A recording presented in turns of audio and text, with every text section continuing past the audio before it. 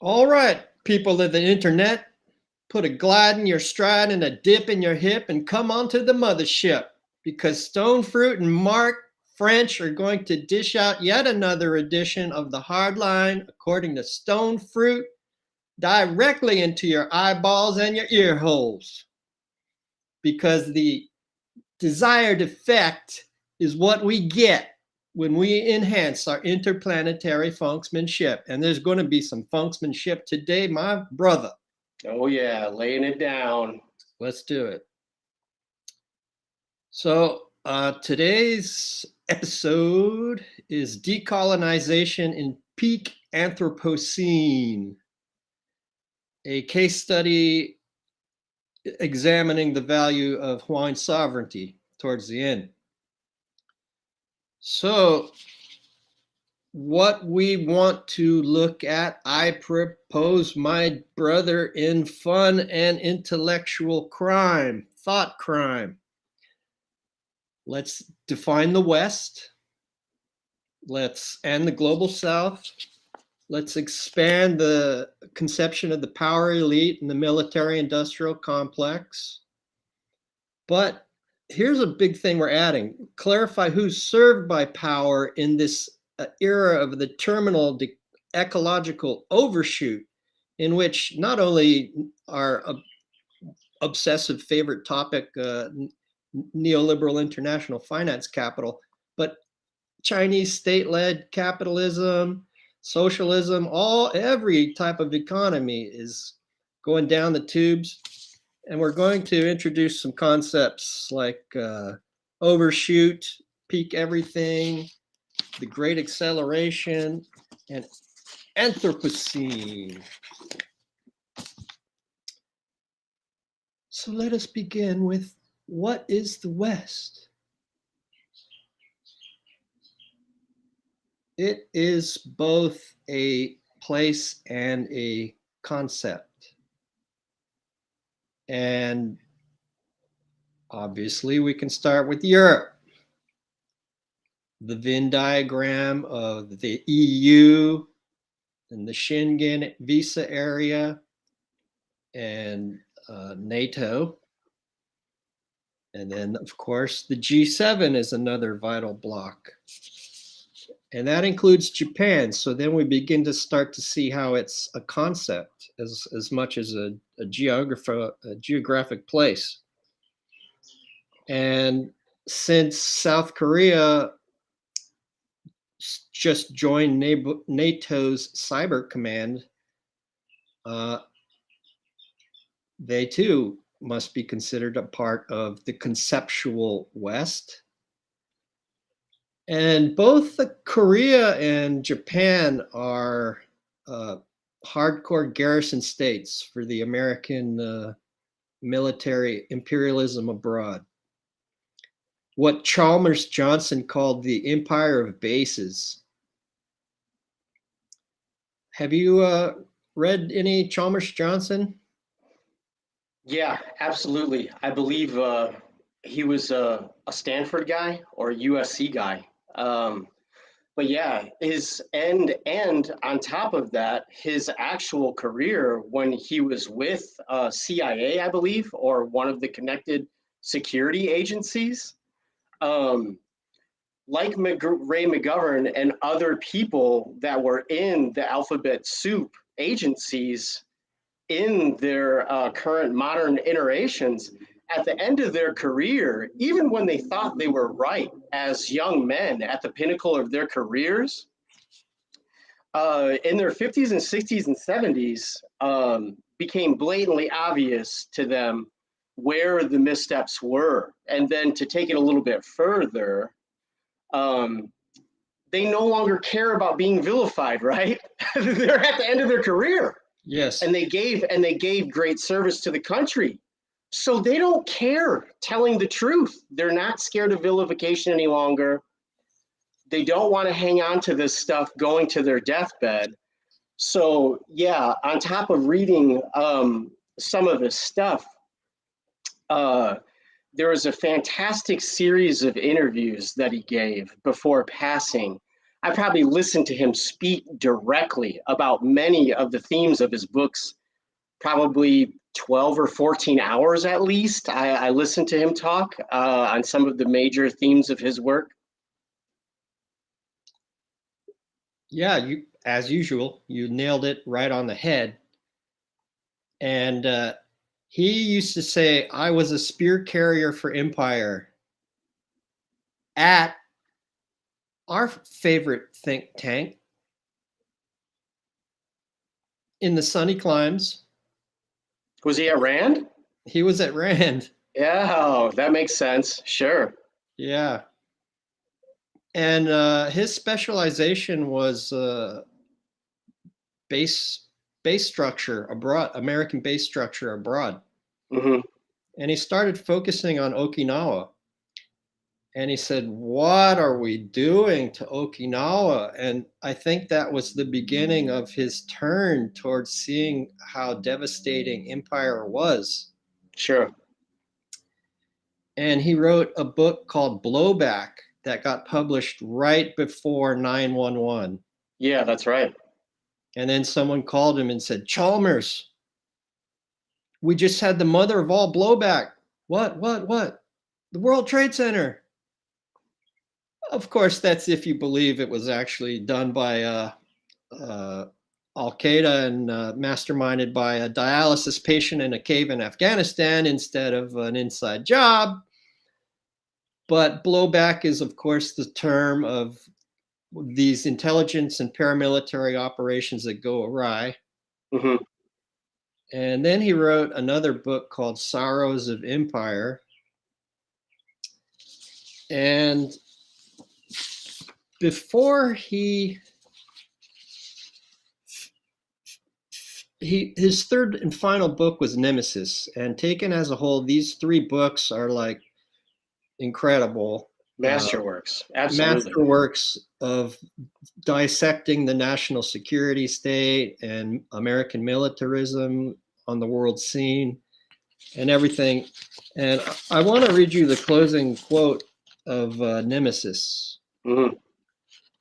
In early 2003, on the eve of the invasion of Iraq, I was putting the finishing touches on my portrait, The Sorrows of Empire, of the global reach of American military bases.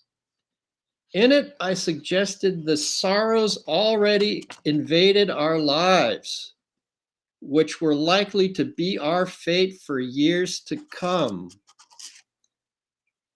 Perpetual war, a collapse of constitutional government, endemic official lying and disinformation, and finally, bankruptcy.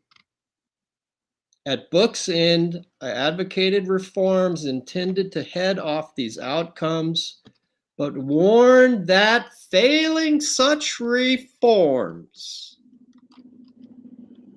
Nemesis, the goddess of retribution and vengeance, the punisher of pride and hubris, was waiting impatiently for her meeting with us. He punches in bunches.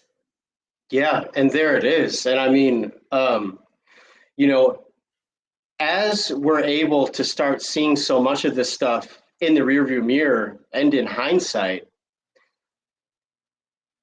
the sanctions regime of the United States is now directly affecting its own poor and working class. By sanctioning everyone and completely trying either destroying supply chains. It's why inflation's not going anywhere. Not only are they pumping all of this fake money into the military, so you have DC with the highest average salary in the entire country, when those people don't even do anything but make war, surveil us, lobby each other. It's so you can kind of see how the sickness is the system as it starts to leak and leach into everything like lead pipes everywhere. maybe not DC itself, because even though it's gentrifying, it still has a substantial black population. But the Sure. the counties surrounding The DC surrounding area. Yeah. are full of McMansions paid for by military industrial complex contracts. Sure. So as we continue to try and figure out what is the West, let's look at Singapore because they're kind of an odd duck. Yeah. They participate in RIMPAC, which is a periodic, primarily naval, multi-nation, American-led military exercise over a few weeks. And, they send a few small boats, but they also are a major financial center for the non-SWIFT, non-USD world. Mm-hmm. And we're talking about de-dollarization a lot. And I just saw Katie Halper interview Richard Wolff on de-dollarization Yeah. a day or two ago, and I'm like, did he see our podcast? Right. We're ahead of the curve because he was talking about exactly the stuff that we talk about. Yeah. But he said that the USD was 40% of the world reserve currency. Mm-hmm. I thought it was 58%. But Right. I'll defer to Richard Wolff for sure. Yeah. So if it's already down to 40, that's news to me and very surprising. So to finish defining the West, of course, we talk about who we have talked about often, the Five Eyes Signal Consortium, which is all the Anglo-American settler colonial countries, United States, UK, Canada, New Zealand, Australia, and all of the groups that we mentioned. It's a Venn diagram. So now let's flesh out what is the power elite and what is the military industrial complex and how can we expand it to be a useful conceptual model for today's mayhem and murder. Sure. We need to start with C. Wright Mills, who was a black leather jacket wearing, motorcycle riding, pipe smoking sociologist in the 50s, not cut from the tweedy cloth of the Ivy Leagues. Sure. One of the final beats. A beat in academia. Yeah, that's right. Uh-huh. And died young. And I have my suspicions he might have been because power elite, he got a little too close. During the McCarthy era, would that be a surprise to anyone? Usually if it smells that way, walks that way, and talks that way, it might end up going that way. Yeah, it might be a duck. Yeah. And then, of course, Eisenhower's legendary speech on the cautionary tale against the power of the grave and gathering military-industrial complex. And then activist and founder of Veterans for Intelligence Veterans for Sanity, Ray McGovern, had his beautiful Mickey mat, which is the Military Industrial Congressional Intelligence Media Academic Think Tank Complex. That's an incredibly useful development of Eisenhower's military-industrial complex. Mm-hmm. And even though he's alive today and very active and on YouTube all the time, laying down the hard line, Yeah. speaking truth to power, and in his golden years too, and probably not given, zero fucks given. He doesn't care if they whack him. He's gonna keep talking now. Yeah, but we mentioned a few things to add to it in our last chat, but I made a more systematic list. So I think to his Mickey Matt, we need to add big tech, the consulting firms, Sure. McKinsey, Booz Allen Hamilton. A lot of the tax firms have consulting arms. Absolutely. The so-called fact checkers of what Michael Schellenberg and Matt Taibbi of the Twitter Files fame, Hmm. uh, like Stanford Internet Observatory Complex, University of Washington, Gravitas, a few others. The big foundations who neuter formerly useful sources of news like PBS or Democracy Now, Hmm. and by their money set so many parameters on the conventional wisdom. That's a great term from John Maynard Keynes.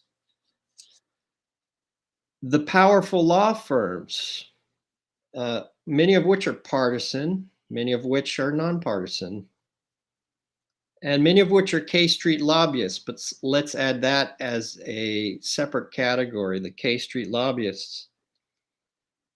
And since we have entered and will never ever leave a new biosecurity regime of social control, we must include big pharma. They're not just an industry. They're utilized as a mechanism for social control now, because they kept us in lockdown for 2 years. The jabs turned out to be a bunch of fucking bullshit. Nigeria was vaccinated at 1% and had 1/15,000th or maybe 1,500ths of the death rate that America did. There's On just a one, peer review study that just recently was released that clearly stated the more injections you got, the easier it was, the easier and faster it was for you to get sick. yes, sir. Yeah. So it was all bullshit, but it doesn't matter because it's a new biosecurity regime that we're dealing with. And we need to look at the dark money groups. Hmm. There's left and there's right. There's one that really fascinates me, Arabella Associates. Are you familiar with these guys? I'm not. They are a corporatist dim dark money source that can marshal hundreds of millions of dollars every election cycle. They're kind of half nonprofit, half super PAC, and they have a very unique structure which is able to keep the dark money untraceable. They have 4 subsidiary nonprofits: Sure. the New Venture Fund, the 1630 Fund, the Hopewell Fund, Yeah. and the Windward Fund.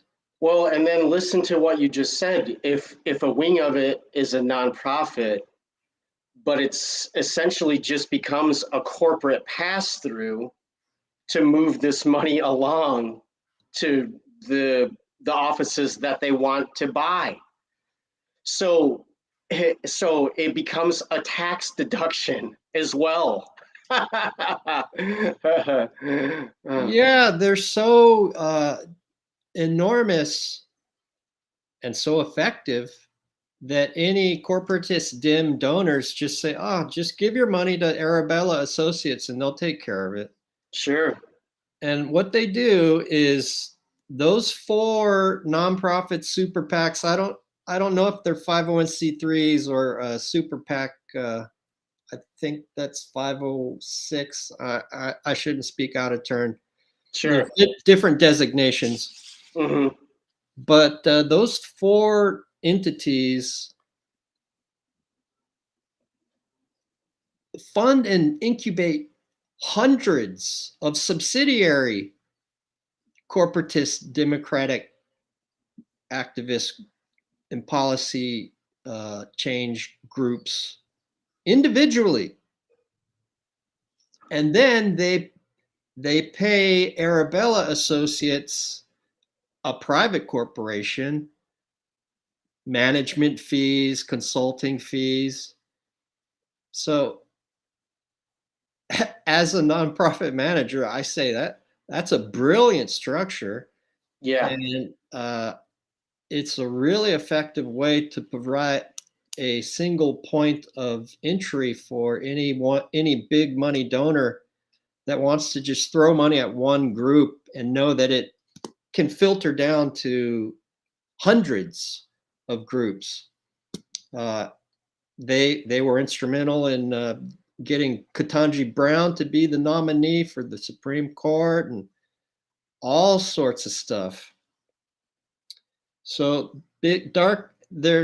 I've heard them called the Koch brothers for the left. Since one died, Koch brother. Yeah.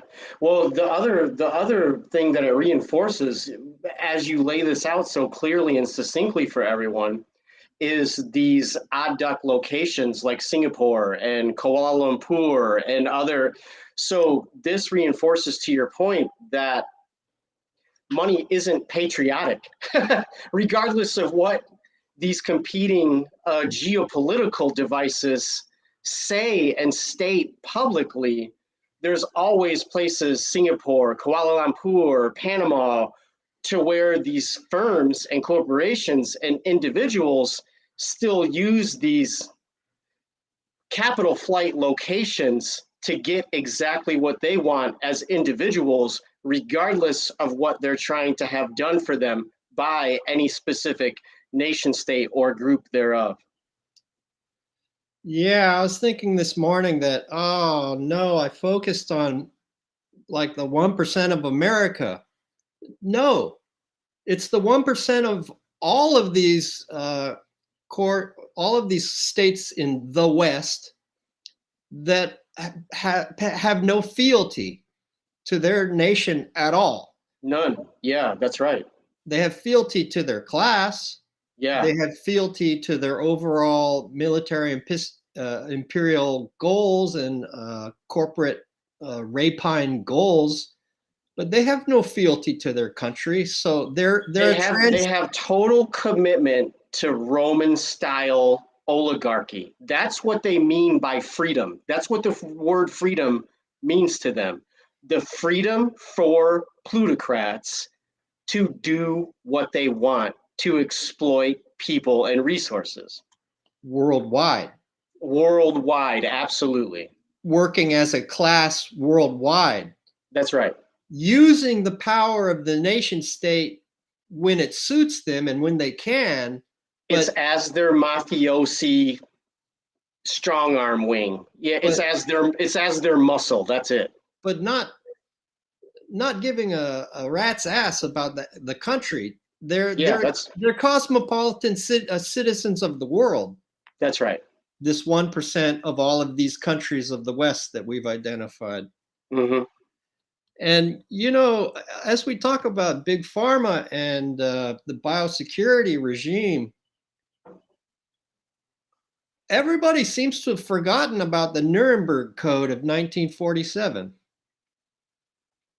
All of these heinous medical experiments / torture that Germany conducted were rightly reviled, and they created the Nuremberg Code that you had to have informed consent for medical experimentation. We are not being given informed consent for our military, the military medical experimentation that they're conducting on us. Yeah, it's take this or get dishonorably discharged and kicked out.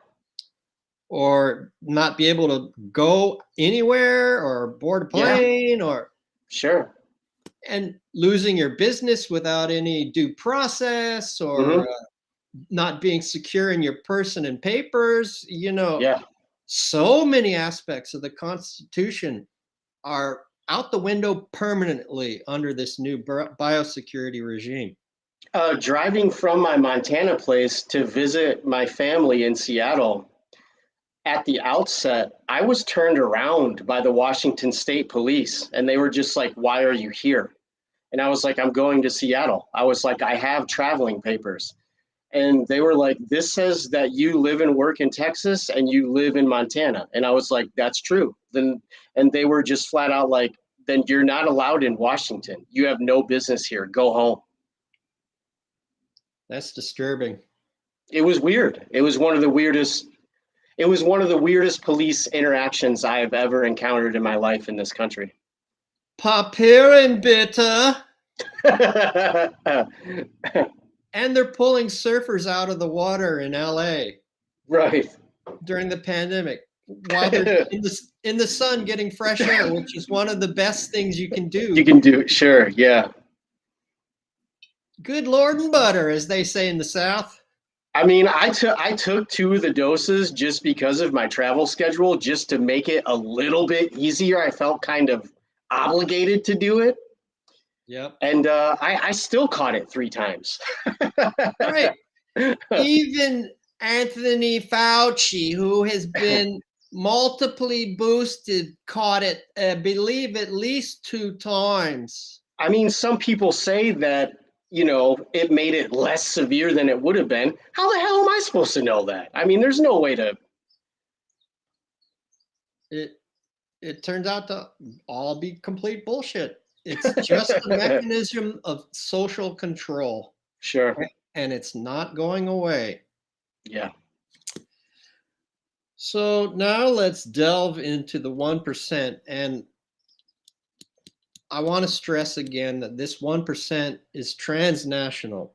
But for us, the 1%, because that was the great slogan of the Occupy movement, and it's good to have a slogan like the Bolsheviks. Yeah. Red, land, peace. It's best conceived of as a 0.01% of old dynastic wealth, and the 0.99% are the technocrats. And those technocrats are the people that are in the military industrial complex, expanded to the Mickey Mat, expanded to what we just discussed. That's the 99.99% that serve power and uber wealth. And that they exist in every country in what we have defined as the West. So what is power? Where is it exercised? How is it exercised? Is it in a star chamber, like the straw man that they call the conspiracy theorist version of the straw man? Well, what do you think? They all just sit around in a dark room and decide everybody's fate? No. They meet at regular meetings, like now the now notorious World Economic Forum. Yeah, not everything has to be a creepy hooded orgy like Kubrick's Eyes Wide Shut. Like they also do it in the daylight in $5,000 suits. Although, why did he die so suddenly after making Eyes Wide Shut? Right. Yeah. So the obvious meetings to think about are World Economic Forum, Bilderberg, and Trilateral Commission, Mm-hmm. which is trilateral is Europe, America, Japan. Yeah. And this year's Bilderberg was held at Pristina Palace in Lisbon.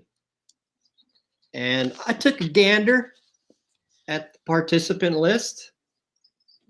I'd like to share a few names with you, Mark. Sure. Stacey Abrams. Right. What the hell is she doing there? 2-time loser for governor.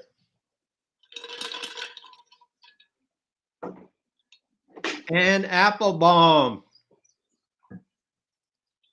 a writer at the Atlantic, which has turned into a neocon rag, Yeah.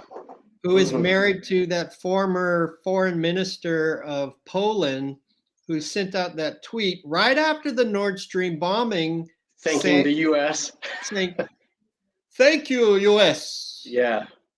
So she's a real piece of work. Right. Well, they all are. Albert Bourla, CEO of Pfizer, of course. Jose Manuel Barroza, Goldman Sachs International. Jorge Brenda, World Economic Forum president. Christopher Cavoli, Supreme Allied Commander of Europe. Shashank Joshi, defense editor of The Economist. Alex Karp, Palantir. Palantir focuses on predictive policing, full-on Minority Report stuff. Sure. Wow. Which is the inevitable future. Well, I mean, look at every direction is going that all of these alphabet agencies. I mean, people, the military budget's exploding. I mean, and that's just what they tell us. So the dark budgets for all of this spying and authoritarian technocracy, that's the other problem with such massive bifurcation. Even normal people leaving school that do a lot of this computer science for a living, that's where the money's at. These are normal people at the beginning of their careers that just want to make a living. So I don't even think they really know half of what they're about to get into when they're hired to do this stuff. But these departments are getting massive.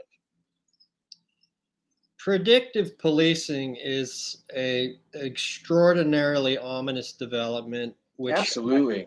which I have no doubt will be welcomed readily by our corporate and government overlords. Yeah. And let's look at just ripped from pages of today's headline. Cop City, that development outside of Atlanta, where they're destroying 85 acres of a forest to make a little town to practice police tactics, which I'm sure will focus on de-escalation. Yeah, right. They've already made a martyr out of one of the protesters who was sitting cross-legged with his hands in the air and was shot 57 times. Wow.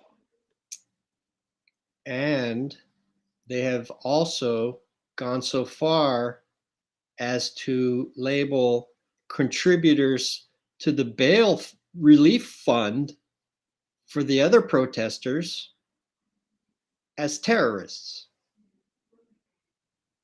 Yeah, here it comes. I mean, just like the people that donated to the truckers in Canada got their money shut off. I mean, this is the evolution of the social score. It's all going this direction. Absolutely. This is where we're going. Yeah. This is where we're going.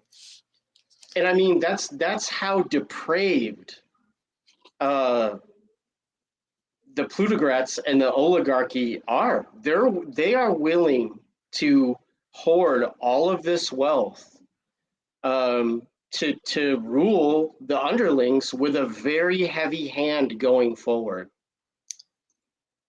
Yeah, and at the municipal and state cop level, you get these guys with 95 IQs and give them militarized police forces. And at the national police level and the alphabet level, a little smarter, but more devious. And as this story progresses today, sure, the money that these guys are hoarding doesn't matter because ecologically we're fucked. And yeah. we'll develop that theme as we go along. So that was a little sidebar just into Bilderberg. Sure. So that's how power's exercised in these meetings where they calibrate rhetoric and set the agenda, and by the means of having their similar institutional and educational backgrounds. It's not the Star Chamber, it's that way, the way I just described. So, as we discuss who is the West, who is the global South, it's massive. And like the West, it is both a place and a concept. Obviously, it would include Africa and South America. West Asia, the phrase West Asia, the Indian State Department, India, their State Department has a West Asia department, and much of the world calls it West Asia. Mm-hmm. It's really only in the Anglo-American world that we call it the Middle East. Sure, that's right. Which is an interesting bit of nomenclature. Mm-hmm. Global South would also include South Asia, Southeast Asia, China, That's Russia. Right. Yeah. And I would posit Eurasia east of the Ural Mountains. Mm-hmm. So obviously, the big topic of our chats is the power of the West is declining relative to the global South, especially against such groupings as the BRICS and Shanghai Cooperation Organization and the Eurasian Economic Group. And in the wake of China's monumental infrastructure project, the Belt and Road Initiative, whereas all America does is kill people and break shit, Yeah. China shows up, writes checks, and builds infrastructure. Mm-hmm. Who do you think which choice do you think most nations are going to make?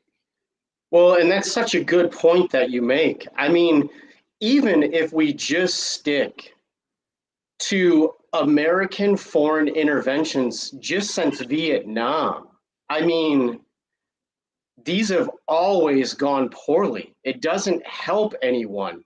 The IMF, the World Bank, drone striking people, collapsing countries, picking dictators. I mean, all of this greed and thievery has led to absolutely nothing implanting these pliable regimes anywhere.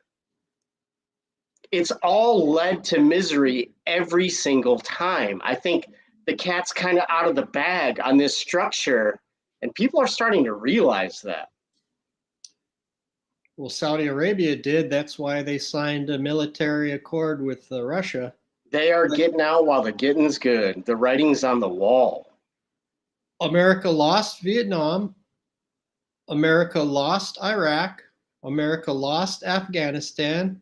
They destroyed Iraq. It's still a failed state. And for all these failures and losses, they racked up a bill of trillions of dollars. Yeah, Libya, Syria. I mean, they're African engagements that no one talks about. They're making a base in Syria. America is making a base in Syria. It's crazy. While they're hypocritically talking about the sovereignty of Ukraine. It's ridiculous. It's mind-boggling. Yeah. And we've killed 25 million people just since the Iraq War. Yeah, that's right. And if you look at the William Bloom's classic book, Killing Hope, which has little 6-7 page vignettes on like 60 instances of American major invasions, covert operations, paramilitary operations, election interference. It's like 60 lists, 60 incidents in that book, just up to Iraq. And it's really, I think, from Iraq on, that the American empire is really in obvious, precipitous decline, and in a way that's obvious to the world. Yeah, absolutely. And the global South is also saying they're accelerating de-dollarization, Hmm. because SWIFT and the dollar are being used as a weapon, and they don't want any part of it anymore. I was surprised. I thought the America as a reserve currency was 58%. If Richard Wolff says it's 40, it must be 40. But it it's proceeding with the utmost speed.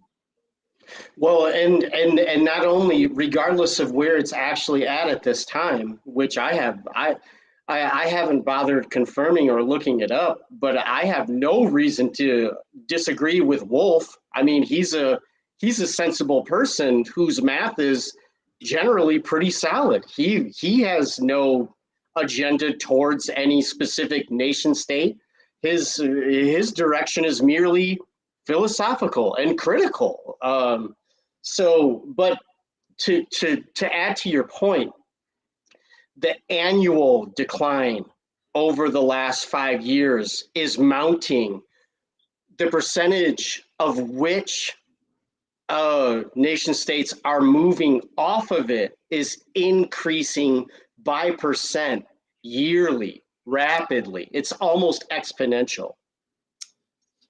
Indonesia is just finishing up and getting ready to roll out their own national payment card to completely abandon Visa and MasterCard. Mm-hmm. And currency swaps, the incredible increase in gold buying, Turkey, China, India, Russia. The sanctions regime it's created a hyperactive feedback loop that is giving them exactly what they don't want, even faster. You could not have invented a better method to get everyone to de-dollarize any faster than it's happening right in front of everyone's face right now. Biden, Blinken, Newland, Sullivan are so inept and so ideological and such corporate whores Yeah. that they could not be destroying the dollar faster than if they had set out to do so. Yeah, that's exactly right. And I mean, it's and these central bank digital currencies, are going to get brought to the fore even faster because of it. And those are all proprietary Yeah, and means of social control within nation states. absolutely. They're not on the blockchain, which is Yeah. uncontrollable. Mm-hmm. So, using international prices, the BRICS are already larger than the G7. Yeah. The BRICS have 26% of the global economy compared to G7's 25%. And everybody in the fucking world is lining up to join BRICS. Yeah. In November of last year, Russian Foreign Minister Lavrov said 12 countries wanted to join the BRICS. Yeah. In May of this year, the South African ambassador to the BRICS, Anil Suklal, said that more than 30 countries want to join. Yeah, that's right. From 12 in November to 30 now. So I put together a roster, and I found two countries that are new to me since our last chat, Mark. Mm-hmm. Kenya and Tajikistan. But here's the complete roster of everyone that's in the queue. Afghanistan, Algeria, Argentina, Bahrain, Bangladesh, Belarus, Egypt, Indonesia, Iran, Kazakhstan, Kenya, Mexico, Mhm. Nicaragua, Nigeria, Pakistan, Mhm. Saudi Arabia, Senegal, Sudan, Syria, the United Arab Emirates, Tajikistan, Thailand, Tunisia, Turkey, Yeah. Uruguay, Venezuela, mucho oil, Well, no, and that's Zimbabwe.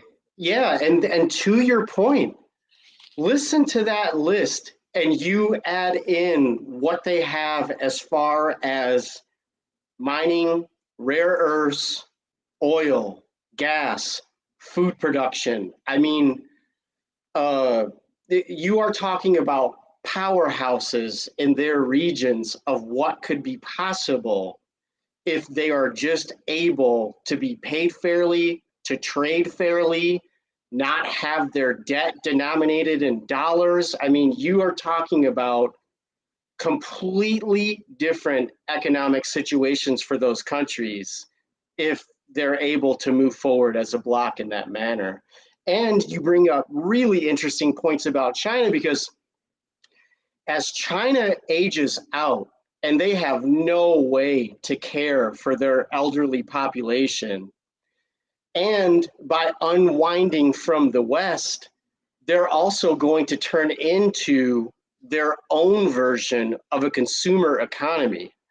So they're going to have a ton of old people to look after medically.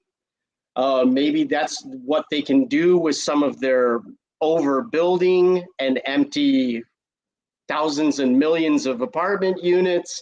But as they turn into a consumer economy, you make so many interesting points about them needing to legitimize the yuan because they're going to need other people to trust their money to buy the inputs and services that they need to unwind their population boom in some kind of halfway civil manner. And the petro yuan is already in operation. That's right. And it has a substantial informal gold backing. Yes, that's right. And the BRICS are going to make their own trade currency. Absolutely. Yeah, I'll still be able to hear you. I got to step aside for a moment. Okay. And the BRICS, I'm so curious about what's going to happen at the BRICS meeting on August 22nd to 24th in South Africa. And the South Africa ambassador to the BRICS, Anil Suklal, was asked, are you considering changing the venue so that you don't have to arrest Vladimir Putin? And she said, get out of here. Forget about it.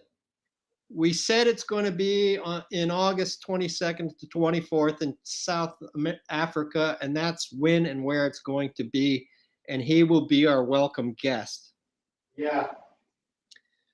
But you mentioned that these are all very resource and food production and commodity rich nations. So I took a little gander at their relationship to oil and their membership in OPEC, just as a one marker of Oh, sure. that broader topic. Yeah, that's a relevant overlay. Yeah, and here's what I came up with. Okay, OPEC's 13 members now are Algeria, Angola, Congo, Equatorial Guinea, Gabon, Iran, Iraq, Kuwait, Libya, Nigeria, Saudi Arabia, the UAE, and Venezuela. The 5 members of OPEC Plus are Russia, Kazakhstan, Azerbaijan, Mexico, and Oman. So that means that if all of that long list of all the countries that I itemized Mm-hmm. all join, then the BRICS will include 6 of the 13 OPEC members Yeah. and 2 of the 5 OPEC Plus members. And I thought Tajikistan was also on or near the Caspian and also had significant reserves. I don't remember what's going on in Tajikistan. There's the whole Caspian basin is very rich in oil and natural gas, so they might Mm-hmm. be a participant in that. And I believe the Belt and Road Initiative touches every OPEC country. Yeah, that's right. So this is a striking development, and Mm-hmm. we could say it began in earnest in the 5 or 10 years after China ascended to the WTO. Well, and then the other thing that's going to make it fun as well is with Lula back in power in Brazil, they actually have a competent leader now. So things could progress very quickly. Argentina's a little bit messy currently. They have a really hardcore right winger that's in the running to potentially become the leader of Argentina. But if they choose to stay in line with Uruguay and Brazil and some of their other neighbors, and try not to go the Colombia way of being a vassal state to the United States, basically, if they go another direction, that could also be a very interesting development. I mean, Argentina has leaned so heavily into right-wing monopolized oligarchies. It's always been a mess because of inequality there. They're definitely on that list to join the BRICS, Yeah, and our favorite Coke fiend Zelensky yeah, is trying to charm the BRICS, and he met with Modi, and Modi said, "Listen, kid, yeah, I don't care about the geopolitics of your war. right. I care about the humanitarian crisis it's creating, and that can only be addressed if you sit down and talk to Russia. Yeah, that's right. If you are willing to do that, I'm willing to help. But if you're not, stop flapping your gums at me, boy." Yeah, because Ukrainian wheat legitimately feeds a lot of people over there. I mean, But Modi just fucking bitch slapped Zelensky. Said, yeah, shut up. Stop talking. yeah, And I think that probably sent Zelensky into a cocaine bender, so he was not fit to visit Lula. So he stood Lula up. sure. And someone asked Lula, "Are you disappointed?" He said, "I'm not disappointed. I'm angry." Right, Because this was a scheduled visit between 2 heads of state, and that was just blown off. right. So this began after China ascended to the WTO, and okay, yes, all of these international efforts of the global South, they demonstrate a lot more international solidarity and what China calls win-win approaches than is found in the West. But in the end, it's still all based on international trade and domestic consumption, whose fundamental foundation is the exploitation of a finite biosphere. That's right. And here's where we're going to make a pivot into the ecological situation that we're in, that No one is talking about. In a seminal classic written by Catton called Overshoot, he wrote, "We must learn to relate personally to what may be called the ecological facts of life.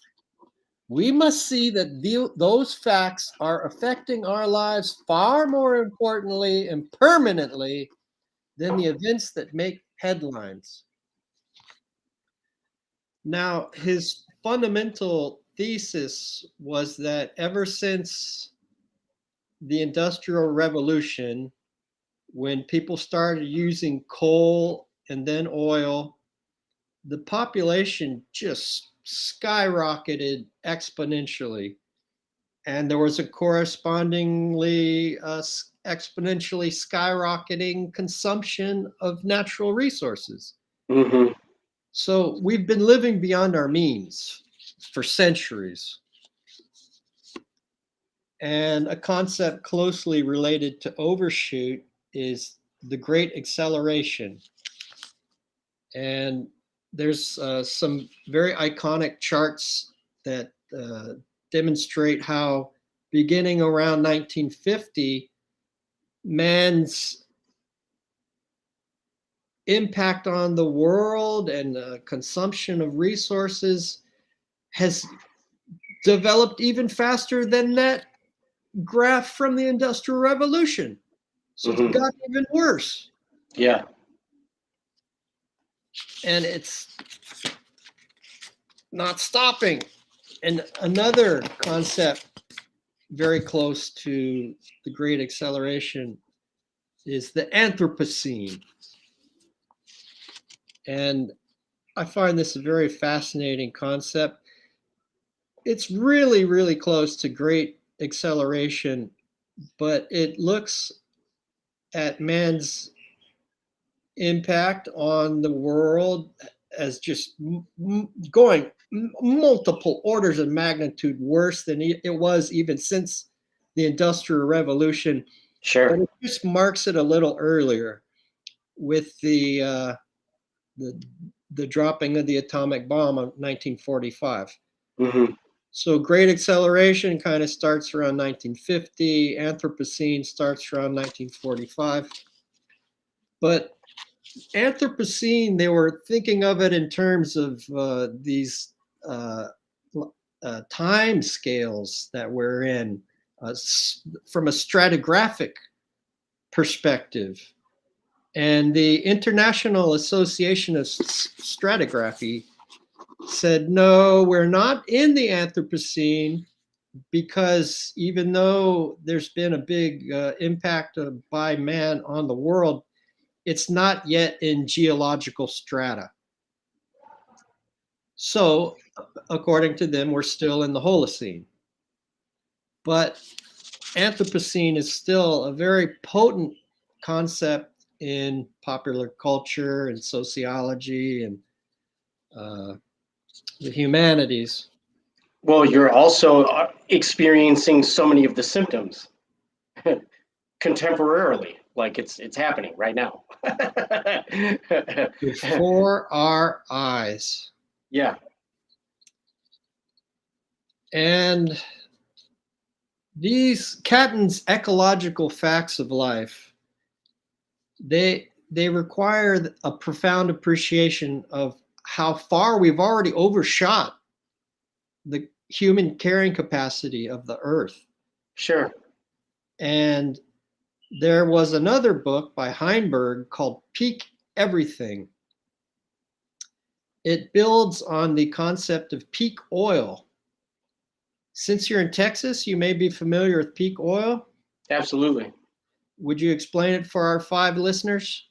No, you would do it better than me. I'll leave that to you. Okay. Peak oil is this notion that in every oil field, in every country in the world, there is a moment when we have reached the peak amount of how much we've extracted. Yeah, it's only going to become harder and more expensive to even have access to it any further. And current supplies are just going to continue to dwindle. And they're going to continue to dwindle to the point where it costs more to pull a barrel out than the value that you get from it. Sure. And we're past peak oil, but Have been for some time, if I remember correctly, 15 or 20 years, maybe. I believe you're about right. And Yeah. so Richard Heinberg in his book Peak Everything builds on that concept that we're not just out of oil, we're out of everything. Yeah. And I hate to call it natural resources because there's got to be a better word, because they're not resources for us to exploit. Sure. I'm a mystic, and I think that we're related to everything, even the water and the soil and everything. So I really dislike the word resources, but I don't know what else to use. But we're out of all the natural resources. Mm-hmm. We're on the back end. The bill is due. Yeah. There's no solution in sight, and no one is made cognizant of the fact or takes the initiative to attain this knowledge. Yeah. Well, and it's going to be one huge interesting interplay between China and South America is how many countries are going to be willing to starve their own populations and degrade their own ecosystems to feed the Chinese for money. Like you can't eat money and you can't drink oil. It's going to be really interesting to see how everyone else decides to feed the Chinese the next 50 years. And with what? Yeah. We are out of everything and no one is talking about it. Mm-hmm. So now let's segue to modernity, especially American conceptions of late modernity. Last time we mentioned Neil Postman's book, Amusing Ourselves to Death, which focused on the television age. And we're in a qualitatively different world than the television age now with the internet and smartphones. Completely different. But in addition to his book, I want to bring up Marshall Berman's All is Solid Melts to Air and Morris Berman's Dark Age America, The Final Phase of Empire. And these three books, and All is Solid that Melts into Air, I think comes, well, I believe I know. Well, okay, somewhere between think and know. Comes from the Communist Manifesto. And I meant to pull up that quote because it's a barn burner. And I think I've heard the Communist Manifesto referred to as the Sermon on the Mount of Modernity. Mm-hmm. I said that to a writing teacher, creative writing teacher in my master's in English, and she said, "That phrase will fall through the earth." But these books, they're prevailing themes. The prevailing themes of late modernity in America, and I would argue in all of the core states of the quote unquote West, and Sure. more and more the global South, Yeah. are anomie, which is a lack of social bonds, Yeah. ennui, social isolation, Mm-hmm. a general dumbing down of the populace, and rampant consumerism as the primary mechanism for self-presentation. Sure. So consumer capitalism gives us consumption, an ontology predicated on having, which is increasingly attenuated anyway. Yes. And this notion was first brought up by Veblen way back at the beginning of the 20th century with his notion of conspicuous consumption. I think he was focusing more on the robber barons, but now it's become available in some diminished form for the middle classes and even to some extent the working classes as well. But for the uber rich, that 0.1% that we discussed earlier, there's a relentless, systematic, vicious corporate rapine. And I've been watching a lot of Robert Kennedy Jr. speeches lately. Sure. Oh, brother Mark. In 2004, I joined the Hawaii State Democratic Party to be a Dennis Kucinich delegate Sure. at our state convention.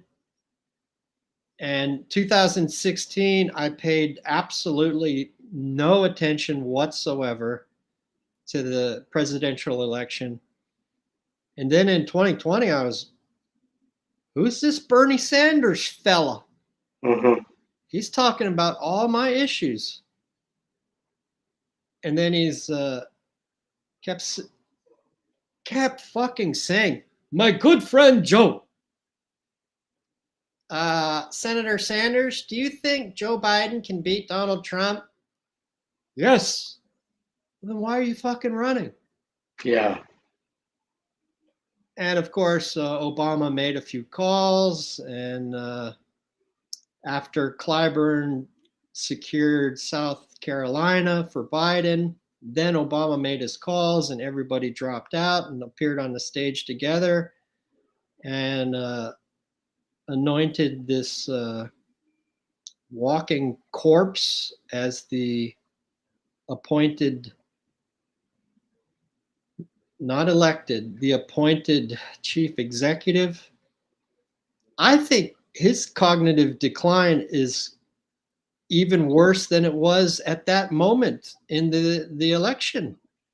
Yeah, absolutely. Well, and even aside from that, I mean, it's just even if you were an insurance salesman, I mean, just looking at an actuary table, it's just math. I mean, the exponential increase of his imminent demise literally goes up monthly. I mean, it's just guys in their 80s. They just Yeah, don't. They could really croak at any minute. right. Once you get into the 80s, it's a whole different ball game. Yeah, and I mean, and everyone ages differently, but nobody can say that that guy is, you know, at full capacity. It's just He's not not at the any case. capacity. Yeah, Did you just see that fall he took? I did. Yeah, I mean, maybe it could have been some loose duct tape and a badly placed mic wire or something. It seems like if that was your job to set that up, you would have been a lot more careful. But yeah, it was at the Air Force Academy in Colorado, and yeah, he flat out bit the dust. So whether it was an object or a bad step or whatever, he was not able to handle that gracefully at all. But more than gracefully, for the elderly, it's falls that can really take you out. He could have really got hurt. Yeah, I literally could have stereotypically shattered the hip, right? I mean, George Um, Burns was still performing at 100, and then he fell in his bathtub and died in a week. yeah, that's right. Yeah, exactly. I mean, the George things Burns was still one of those fellas that was sharp as a tack at 100, sharp as a tack. Yeah. but then he fell. Hmm. It's falls that are so dangerous for the elderly. Yeah. And I detest Biden as a person, politician, and he's been integrally responsible for most of the worst pieces of legislation of the last 40 years. The Telecommunications Act, Glass-Steagall, quote unquote welfare reform, the crime bill. He's been a booster for the Iraq war, NATO's war against Yugoslavia. There's very credible sexual abuse or assault charges, allegations against him. He loves to sniff and sexually assault minor females. He's a uniquely heinous person. Yeah. Which is why his children are so fucked up. Having said all that, when he debated Paul Ryan in, I believe it was 2012, who was Mitt Romney's VP candidate, he was very verbal. Yeah. And ran circles around Paul Ryan, who had a reputation as a policy wonk. But now he can't. Paul Ryan's a great speaker. But yeah, and he had a reputation as a policy wonk, but I think Biden beat him. Yeah. Because he could still speak. And now he cannot. Yeah. And he can't walk. He can't walk and he can't speak. He's a Weekend at Bernie's cadaver that's just serving as a front man for our expanded version of the Mickey Mat. And corporate. Well, and I mean, it so vulgarly exposes the complete vapid, vacuous hollowness of the Clinton-Obama regime. I mean, it's just a continuation, like Donald Trump's about to be reelected in a landslide. Like, how many elections do Hillary Clinton and Barack Obama and Bill have to lose? The Democrats are completely willing to lose to continue their oligarchy project and just wag a finger of righteous indignation at the evil bad guys that are supposedly a little bit worse because of identity politics or whatever. They are in complete lockstep synergy economically with what the donor class wants. Because they don't really care to win. They don't. Either party. Because they can just sit it out at a think tank or in academia. Yeah, that's right. Wait until the people vote against the party in power. Yeah. Not for anything. Mm-hmm. So I was a Kucinich delegate. Then I joined again to be a Sanders delegate. And then I was so infuriated about what a sheepdog Sanders turned out to be. What a terrible way to end your career. No. Just when he told Hedges and Kashama Sawant, I don't want to get Ralph Nadered, then what?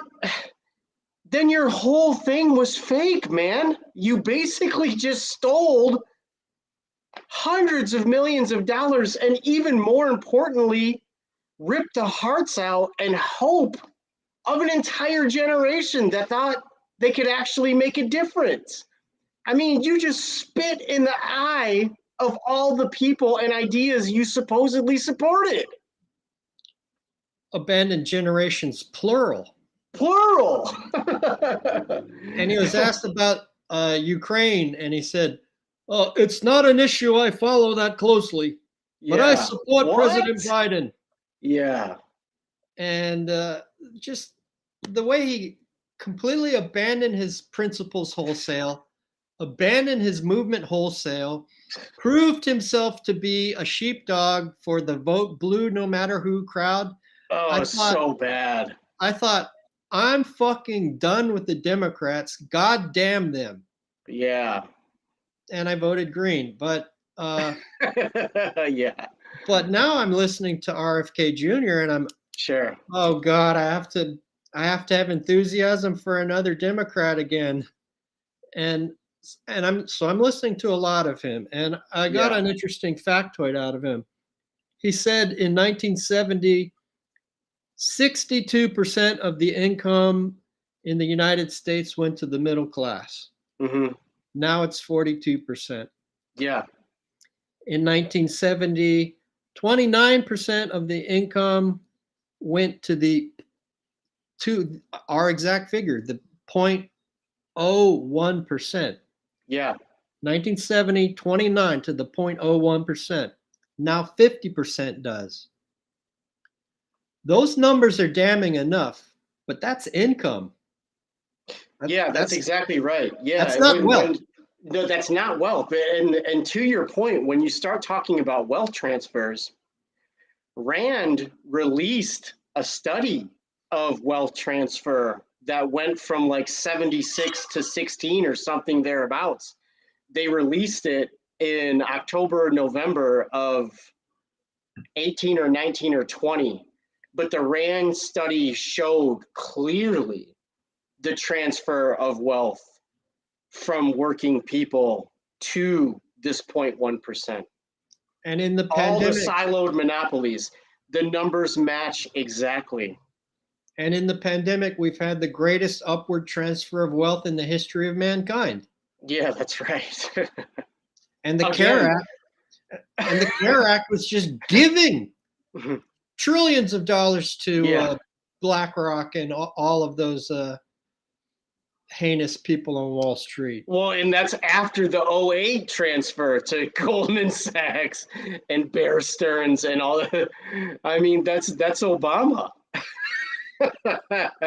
Who was the greatest destroyer of black wealth ever.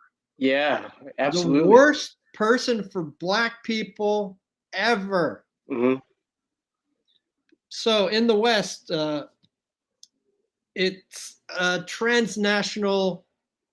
I want to emphasize transnational. The 1% circulate around the world. Transnational corporate socialism that privatizes the benefits while it socializes the costs. Yeah. And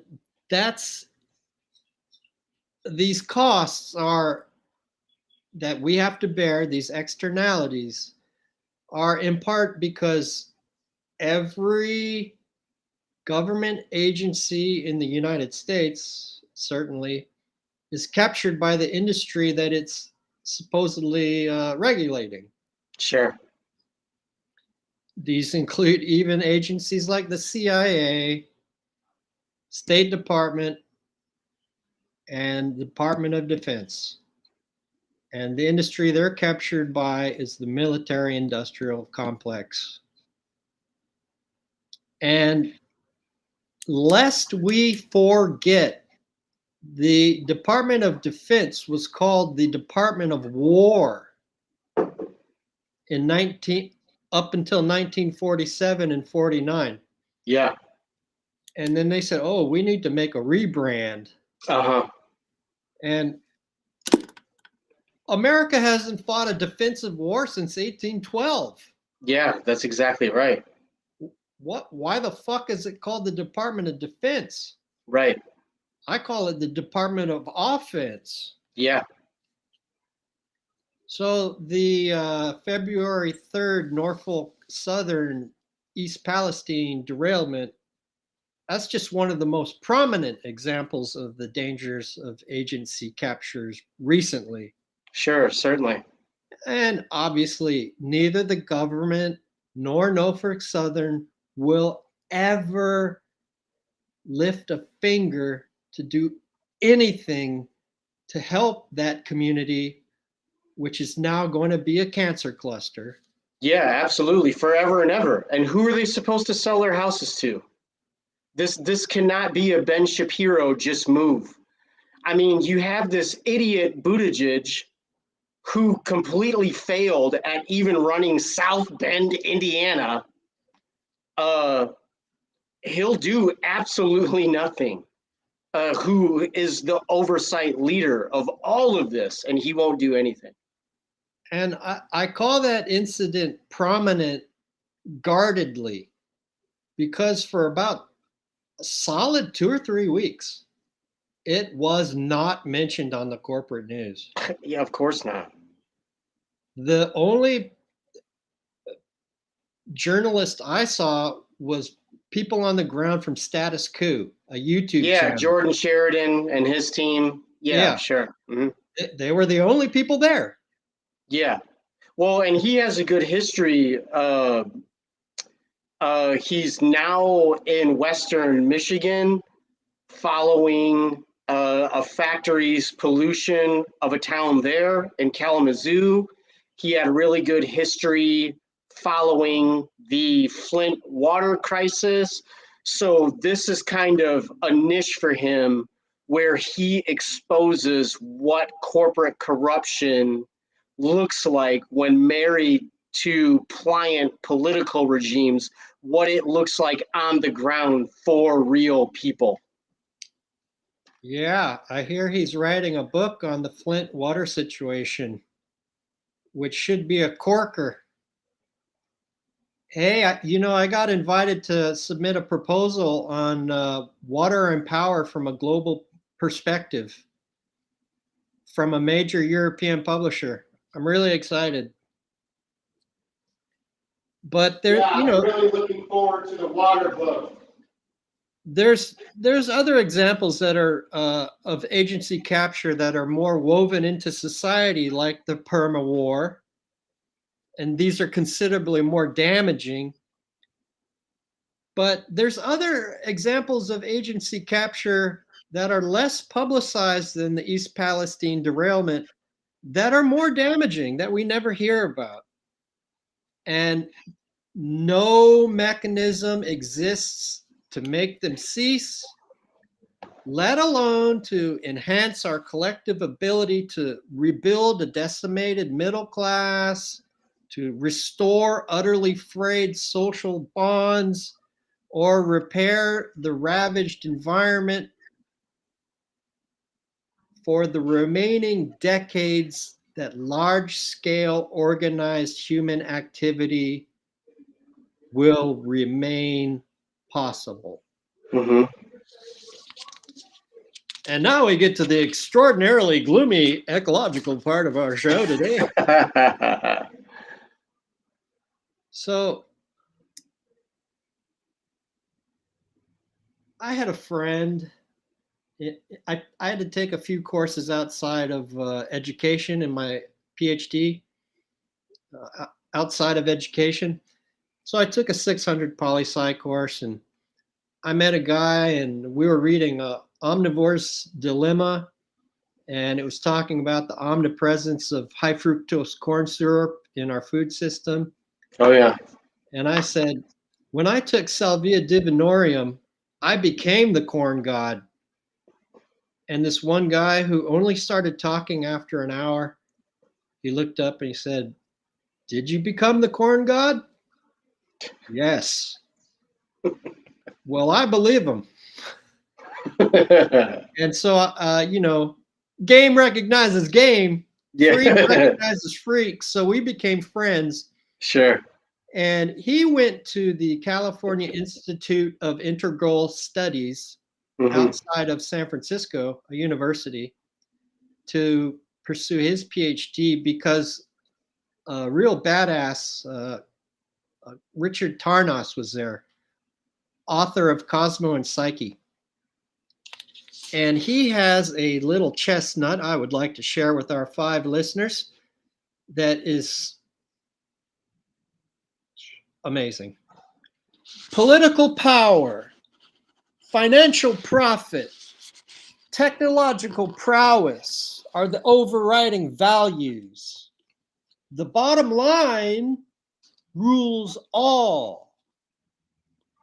In turn, anxiety in the face of a meaningless cosmos creates a spiritual hunger and disorientation, an engulfing fear of death, and a major self-image problem, which leads to an addictive hunger for ever more material goods to fill the inner emptiness, providing a manic techno-consumerism that cannibalizes the planet in a self-destructive frenzy. Mic drop. Yeah. So I have combined the concept of peak everything from Heinberg with the Anthropocene to create what I call peak Anthropocene, because I think we're there now. Yeah. And it means to me, as an avid lover of Looney Tunes, which I will still watch to this day with delight, that we are like Wile E. Coyote. After he has run off the cliff, but before he has He looked, looks down. yeah. Yeah. Right. Now we turn to Hawaii. And for me, this is personal and I'm deep in it. I'm not just a researcher or an academic in it. I'm with the Hawaiian people and their struggle. Absolutely. And my family has been, and that's how they raised me. So the Hawaiian sovereignty movement still has much to offer to Hawaii and the world. And the Hawaiian sovereignty movement per se has many iterations, nation within a nation, like the Indians on the um, lower 48, full independence. But speaking of it very broadly, there was a really well received book called The Value of Hawaii. And the co-editors were Craig Howes and John Osorio. And Craig Howes was my mentor for my cultural studies masters. And John Osorio married the woman who was my babysitter when I was, say, age 1 to 3. Oh, wow. And they got married when I was about 13. So I've known him for decades. So I know both of these people very well, but I never read the book.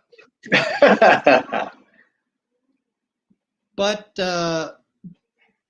actually, back to water and power from a global perspective, Mhm. that idea came to me because there's a really great book called Land and Power in Hawaii. And it looked at how when the Democratic Party took power from the Republican Party around 1958, 60, that they just started passing out all the real estate deals to themselves Sure. and their cronies. And that was the period when development in Hawaii just started to skyrocket. Hmm. And when I taught in Cambodia, well, he got me my first job teaching, being a professor in Cambodia, George Cooper. And he and I became great friends. And I was always, George, we need to write a water and power, but in the world book. And he's a lawyer in Cambodia for peasant land rights and taking.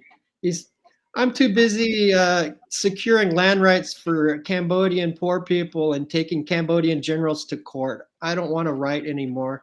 Sure. Although I did write this big water thing before Land and Power, and here it is. Read it. And I have another friend who is on the Land Use Commission, chairman of the Land Use Commission here, and his thesis at Yale Forestry was on Waihole water controversy, which is a really big deal here. So he knows water. So I said, Jonathan, let's write a water and power book. And he's, I never got a response from him. So I've had this idea bubbling around. And George came to Hawaii in the last few weeks. and we hung out. And we made the rounds and had some fun, and met with some, high-powered people in the arts and the Hawaiian movement and literature and all that. And one of them had a bookstore, and so I finally bought Value of Hawaii. And I finally read, well, I read a lot of it, but I read John Osorio's chapter on the value of Hawaiian affairs. Mm-hmm. This is 10 years ago. So I'm like, oh God, why did it take me 10 years to read this book that my two mentors wrote? Sure. But I finally did. So the rest of what we're going to talk about relates to John Osorio's The Value of Hawaiian Affairs chapter in The Value of Hawaii. And he wrote that Hawaii suffers almost a total dependence, neo-colonial dependence. That, quote, an almost total dependence on the global market system for its survival, Mm-hmm. which we do. We import 95% of our food and Yeah. virtually all of everything else. I've heard we've got 5 days of food if a hurricane hits. Wow. And he also noted that the attraction to the sovereignty movement, this movement for Hawaiian rights and independence and access to land and water, that the part of the attraction to the sovereignty movement is in part due to, quote, a blooming dissatisfaction with global modernity and the international consumerism that drives it. So you see, I'm starting to tie it back to the themes that we discussed previously. Absolutely. The movement also offers profound correctives to the intense malaise that certainly the Tarnas quote addressed, but that we've spoken of throughout this whole podcast. It offers profound correctives to this malaise because that characterizes peak Anthropocene, because, quote, Pacific Islander cultural hallmarks include a definition of wealth that is indicated by family relations, healthy lifestyles, and community connections, in addition to monetary security. So you see, it's something completely different than what's on offer in late modernity, consumer capitalism, the twilight of international finance capital, whatever you want to call it. Yeah. And central to this movement are what are called the ceded lands. How much should I freestyle on the history of Hawaii? What say ye, Mark? What you see fit, because it's so relevant. I mean, no different than Haiti being the only successful slave revolt in human history. No different than the French coming together for their fake revolution to supposedly cast off serfdom and switch to our current iteration. What you're saying matters. This Hawaii situation matters.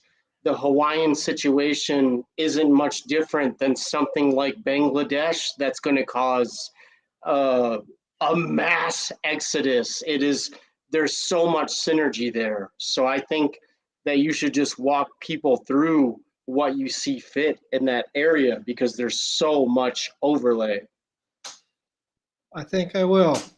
Because the end point is that it could be a model to, in certain areas, to survive the ecological catastrophe to come that we've outlined. That's right. Yeah. And that it provides models for values that are utterly lost. Yeah. In peak Anthropocene. That's right. So I will freestyle a bit and try and keep it brief. Ahem. The Hawaiians came uh, from Tahiti. There's a range of when, perhaps from 100 AD to 1100 AD. It's a matter of archaeological and cultural historical contention. Tahiti and the Marquesas, and they arrived. They made a vibrant civilization. Their population, when Captain Cook arrived in 1778, is also a matter of contention. I would say the range is from 300,000 to a million, and we're not much more than a million now, maybe 1.3. So Cook arrives in 1788, I believe, and a chief from the Kohala district of the Big Island, the island of Hawaii, Kamehameha, unites all the islands except for Kauai, although he eventually unites Kauai. He establishes a royal dynasty over all of the archipelago. And I believe in 1820, the missionaries from New England arrive. And the Ali'i, under their influence, convert to Christianity and take them as important advisors. And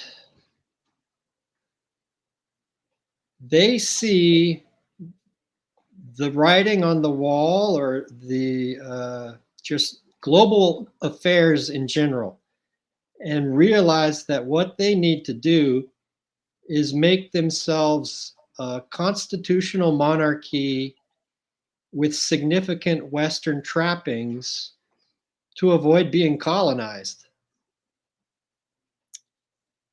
And as a part of that, and so they do. And as a part of that, they chose one of their advisors. I forgot his name, so I'm not going to say it. I presented a paper on it 20 years ago at a conference. But this advisor was their advisor on political economy. He wasn't using Marx or any of the most cutting edge texts. But one of the things that he advised the monarchy to do was to create private property. Land use had been traditional. The common people, the Maka'aina, pretty much had tenure over their land and their water, and the chiefs could come and go to a degree. One of the major land use divisions was called the Ahupua'a, typically a pie-shaped division from the ocean to the mountains that could often be self-sufficient, and they would just trade among themselves. But without getting too deep into it, they had a very functional land use system that was not private property. But to assume the trappings of a westernized constitutional monarchy, they initiated what was called the Great Mahele. Mahele means to divide, to parcel out. in, I believe, 1848, beginning in 1848. It took some time. And this dispossessed a lot of the common people of their land. And this was the moment that, and then they introduced a legal act to allow foreigners to own land. And it was a major source of the dispossession of the common people in particular from their land. I heard a teacher here teaching the Great Mahele to her class. And she said, okay, everybody register your chairs or you won't have them tomorrow. And everyone's, whatever, grab their backpacks out the door. And then the next day, there were no chairs. Yeah. Because they didn't register them. Sure. Because it was an alien concept to these students. Mm-hmm. As it was an alien concept to the people that were working the land through traditional land use paradigms. Yeah. So in addition to that, through that, being dispossessed wholesale from their land, they didn't have immunity from Western diseases. So there was a massive, massive die-off of humans, of Hawaiians, of Kanaka Maoli. And I think that is enough to set the stage for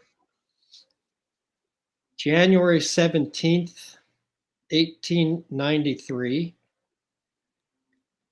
7 men, Americans or Hawaiian subjects, because it was a multiracial constitutional kingdom, multiracial citizenship, Americans and Hawaiian subjects of the Kingdom of Hawaii of American descendants. Because after the first missionaries came, the first generation were missionaries, and the second generation became business people. Mm-hmm. Of course. Mostly sugar. Yeah. And the saying goes, they came to do good and did very well. Mm-hmm. So these were 7 sugar barons, so-called Committee of Safety, and they wanted to overthrow the Queen Liliuokalani. And they were not having much luck at it on that fateful day. So they beseeched American Ambassador John Stevens to land American Marines to help their cause. I forget the precise number, 172. I saw a figure in my research yesterday, 300. I think it was 172, but American Marines. And they disembarked from Honolulu Harbor, which is not far from Iolani Palace. And they pointed their artillery at the palace and made the queen abdicate. Now, I believe she might have thought that the precedent of 1840, English Lord Palmerston took over the islands, and Queen Elizabeth said, those are not our islands, give them back. That she would be reinstated.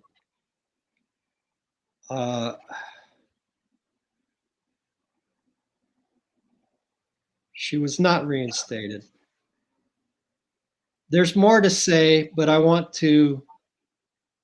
get into the ceded lands and tie this up. The ceded lands were the crown lands. The crown lands were the lands that were the possession of the crown. They passed from each sovereign king or queen. And it's 1.8 million acres. It's a little over a quarter of all of the acreage of the state. It's no small amount. So I believe it was Grover Cleveland sent an emissary, John Blount, to examine the situation, and he said, this is a total put-up job, and we need to reinstate the queen. And he said, Queen Liliuokalani, who was imprisoned in her own palace. And I finally got to visit the palace just a few months ago. And I was in the room where she was imprisoned. And one activity she did to pass the time was to quilt with one of her devoted servants.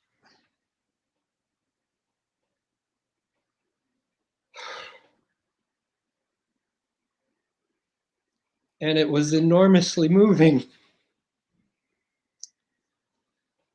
So Cleveland's emissary, Blount, I believe was a representative from Georgia, said, Queen, we will make every effort to reinstate you if you will pardon these conspirators. And she said, no, I'll try them for treason.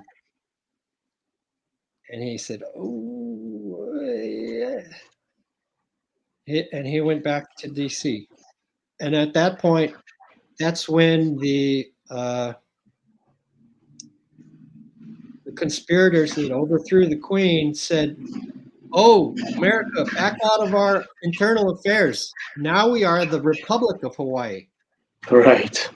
That's starting in 1893. They took the crown lands. In 1898, we had the Spanish-American War, which for the lower 48 was mostly about Cuba. Mm-hmm. But Admiral John Dewey took it upon himself to steam, I don't know where he was, Hong Kong, somewhere, but he steamed into Manila and sunk the entire Spanish fleet in the harbor. And suddenly America also had Philippines, where they killed 300,000 people in the ensuing years. But that also internationalized it. And when America realized that it had suddenly become an overseas empire, that Hawaii could provide a very important role, particularly because Pearl Harbor offered safe moorage and water and supplies for their fleet. Yeah, and this is the continuation of their manifest destiny to try and get cattle and other goods into Asia. You're exactly right. Well, and they saw, after they slaughtered 300,000 Filipinos, Mm-hmm. Which were prefiguring a lot of the strategic Hamlet concept in Vietnam. We had to burn the village to save it. Right. But they saw the Philippines as an entrepot, an access point to the China market. Back to the China market. Yeah. Oil for the lamps of China. Yeah, that's right. So if they use the Philippines to access the China market, then Hawaii becomes very useful as a way station to get to the Philippines. That's right. So they acceded to the request of the Republic of Hawaii to become a territory, and they were annexed as a territory in 1898. The Crown lands then transferred again to the territory of Hawaii.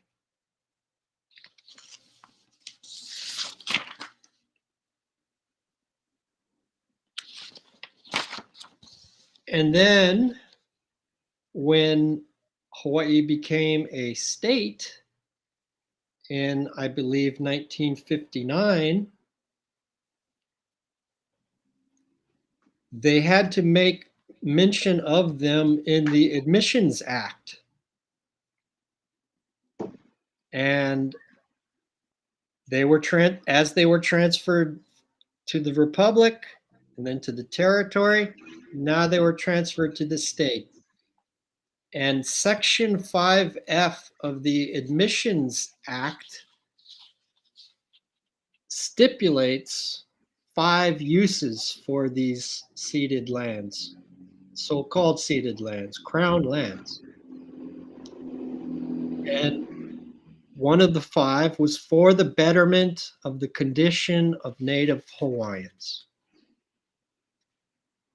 So this has become the legal basis for the Hawaiian people's determination to have access and use, more than that, of the land and the water of these lands, and income from the harbors and the airports, because Honolulu Harbor is ceded lands, Honolulu Airport is ceded lands, and because duty-free shops are based on the actuality of the airport, also duty-free shop income.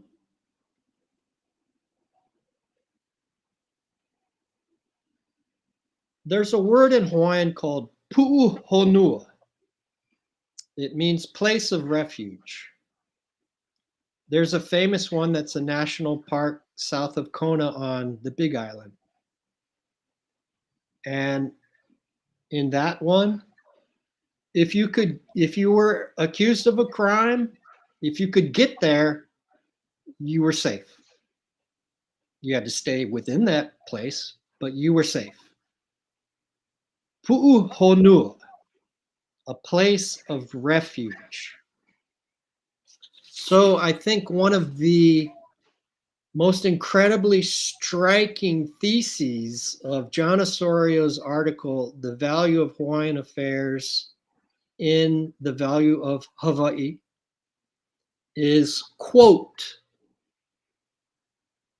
"What we need is a pu'uhonua from the market system, and it needs to be large enough and capitalized enough to give people the opportunity to live a life directly nourished by the land," end quote.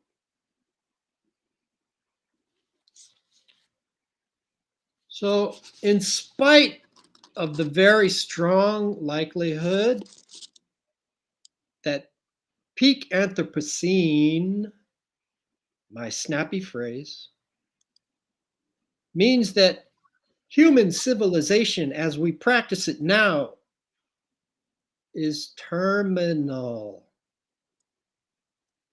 And we are likely to revert to Neolithic population levels within decades in the context of an ecologically ravaged planet.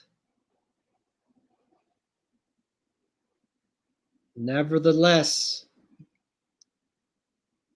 Professor Osorio's profound thesis is truly the value of Hawaiian affairs for Hawaii and the world.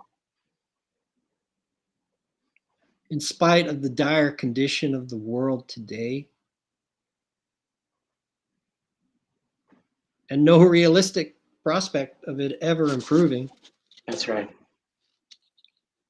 Hawaii is one of the regions with the best potential in the world to provide the radically decentralized food, water, Yeah. sewage, Yeah. power, security that will be essential for the few small communities that can survive the coming cataclysm in any meaningful way. Yeah. A cataclysm that will be not Mad Max overnight, but will be characterized by a slow series of cascading geopolitical, ecological, and economic shocks. But ideally in Hawaii, we may be doing it by means of a revitalized Hawaiian cultural practices, agriculture, technology, and spirituality, nourished by the great Hawaiian Renaissance of the 1970s. And I'll conclude on a quick freestyle of the Hawaiian Renaissance. The Hawaiian language was almost dead. It was spoken by a few tutus, a few old women, a few aunties. Hawaiian ways were not respected. Westernization was and Western consumer values were the modus operandi of the day. But there was a desire to regain the language and cultural pride.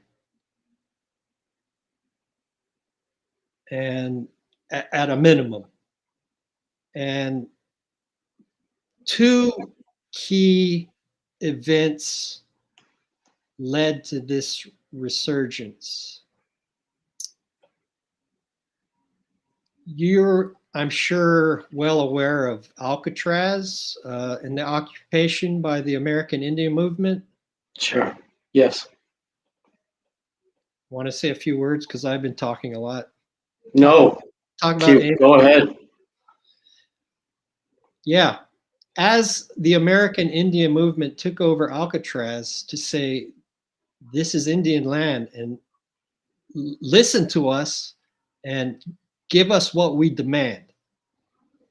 So too did Hawaiians realize that they had a similar island called Kaho'olawe, which was taken over by the military, I guess shortly after World War II, maybe before, I'm not exactly sure. But they took it, the military took it over and just used it to bomb the shit out of it and do military training. Mm-hmm. It is a kino lau, a body form of Kanaloa, one of the four important gods. And it was a navigational school, which we'll tie in to that later. Because, okay, if Hawaiians arrived, the range is 100 AD to 1100 AD, they're doing 2,000-mile open ocean sails centuries before Europeans are hugging the coast. Yeah. And they had a navigational school there to help them do so.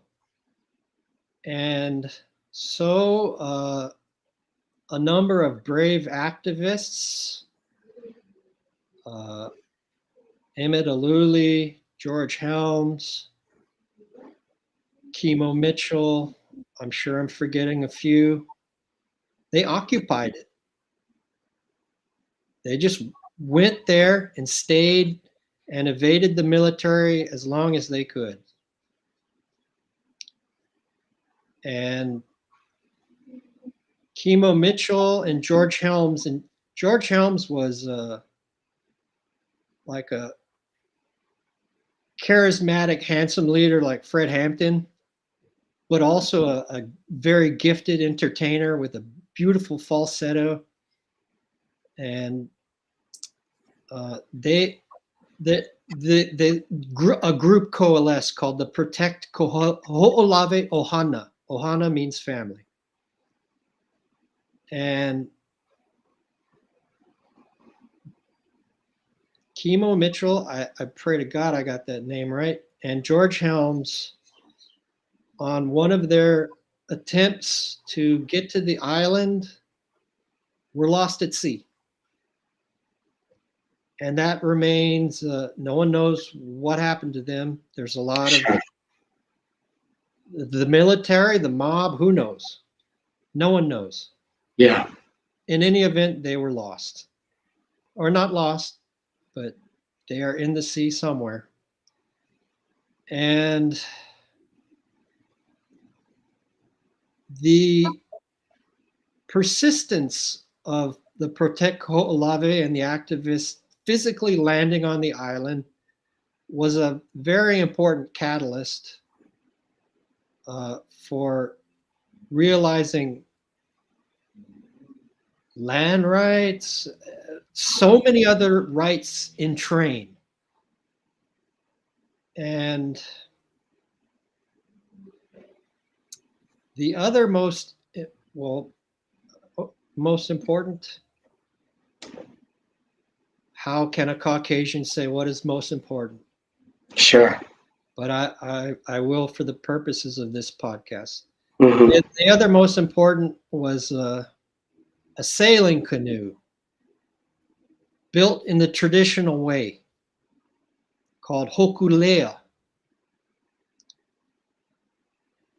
because there was some anthropological debate about how did the Hawaiians get to Hawaii. And Norwegian, I think he's Norwegian, adventurer Thor Heyerdahl said, well, maybe they floated there on reed rafts from South America. And the Hawaiians were incensed and amused at that hypothesis. Sure. And set about to prove how they did do it, which was by large double-hulled canoes capable of sailing many, many days for at least 2,000 miles in the open ocean using celestial navigation and other techniques. And so they built the Hokulea and they sailed to Tahiti, proving that that is how it was done.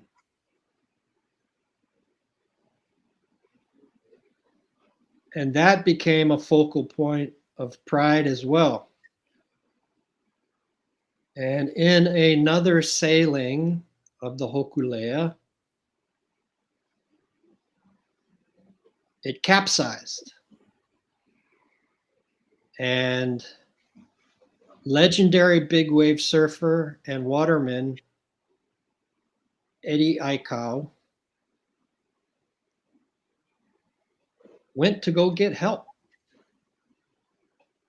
And I am Hanai'd into the Aikau family. Hanai means it's the traditional Hawaiian way of informal adoption. I'm a part of the Aikau family.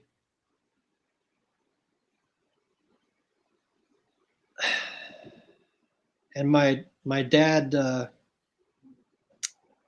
he fell off a cliff during the search to look for Eddie and broke his leg.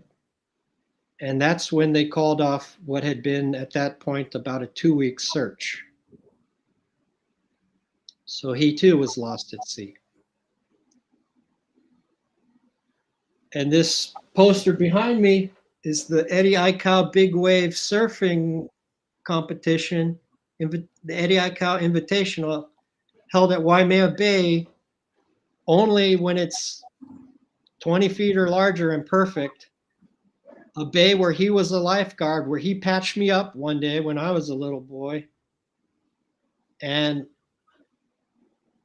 the Aikau family is also the direct lineal descendants of Heva Heva, who was the kahuna nui of King Kamehameha I.